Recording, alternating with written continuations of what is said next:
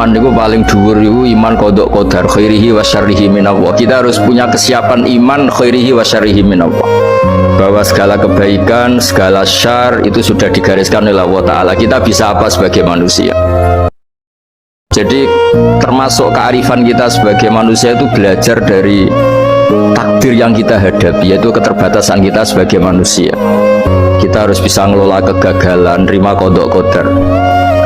Makanya kata Mbah Mun, abahnya Gus Yasin itu sering cerita ke saya, iman itu paling dhuwur itu iman qada qadar khairihi wa syarrihi minallah. Kita harus punya kesiapan iman khairihi wa syarrihi minallah, bahwa segala kebaikan, segala syar itu sudah digariskan oleh Allah Ta'ala. Kita bisa apa sebagai manusia? Ada jamaah kita masih hidup orangnya, cuman karena menjaga kode etik jurnalistik tak boleh saya cerita. Tiba-tiba istrinya itu kena stroke. Sejak kena stroke itu diam, tak merepet lagi. Biasanya kau pulang sama siapa, gaji mana, pulang jam berapa, mana kunci motor, diam. Tolonglah Ustaz doakan.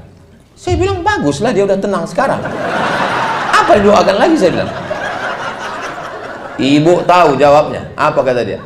Aku rindu dengan merepetnya, Pak. Maka ibu yang mau merepet, merepet lagi.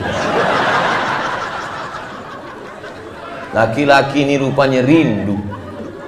Ibu mau masuk surga sama bapak? Amin. Bapak? Soalnya di tempat lain pernah saya tanya begitu, ibu mau masuk surga sama bapak? Mau. Pas bapak mau. Saya heran. Biasanya laki-laki itu ngomong tidak mau depan orang banyak. Pas berdua tanya, Ustaz, nanti kita masuk surga tuh jumpa lagi sama istri gitu. Terus saya bilang, jumpalah, saya bilang.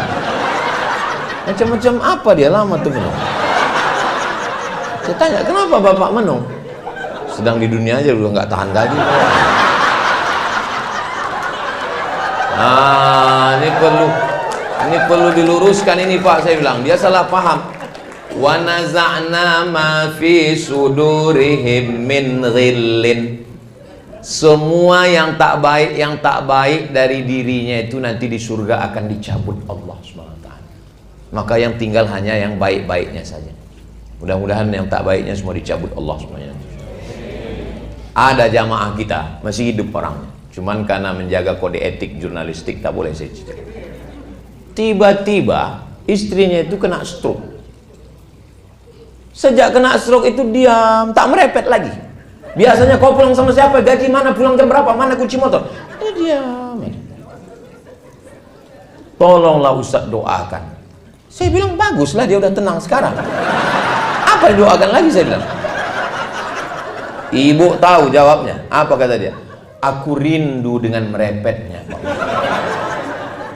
Maka ibu yang mau merepet, merepet lagi. Laki-laki ini rupanya rindu. Ya Allah, di tahun 2026 ini, aku titipkan kembali anakku kepadamu. Lindungi langkahnya kemanapun ia pergi. Tenangkan hatinya saat hidup terasa berat. Dan kuatkan imannya di setiap ujian. Jadikan ia anak yang sehat raganya, lapang rezekinya, dan baik akhlaknya. Jika jalannya terjal, iringi dengan sabar. Jika mimpinya tinggi, iringi dengan kerendahan hati. Ya Allah, jauhkan anakku dari takdir yang menyakitkan. Dekatkan ia dengan kebaikan, dan wujudkan doa-doa yang selama ini kupanjatkan dalam diam. Amin ya Rabbal Alamin. Atur saja Tuhan, hidupku milikmu.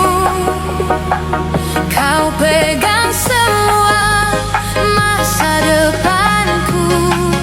Atur saja Tuhan, langkah dan hidupku. Kau pimpin selalu dalam terang-Mu. Biarlah sesuai kehendak-Mu. Ku hanya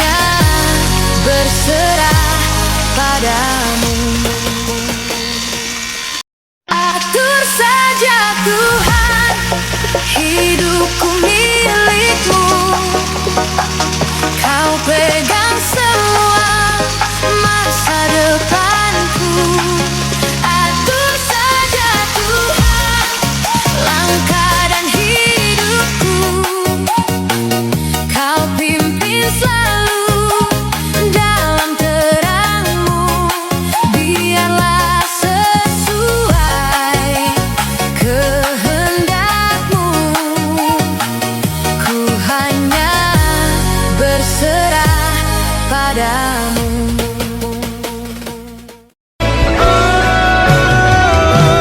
Bila memang kau tak bisa bersama,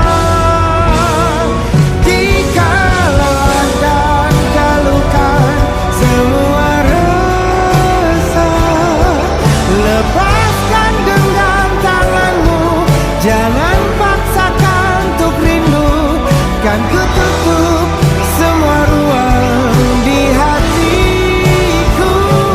Bila memang kau tak bisa bersama, jangan paksakan hati tuh terus mencintai.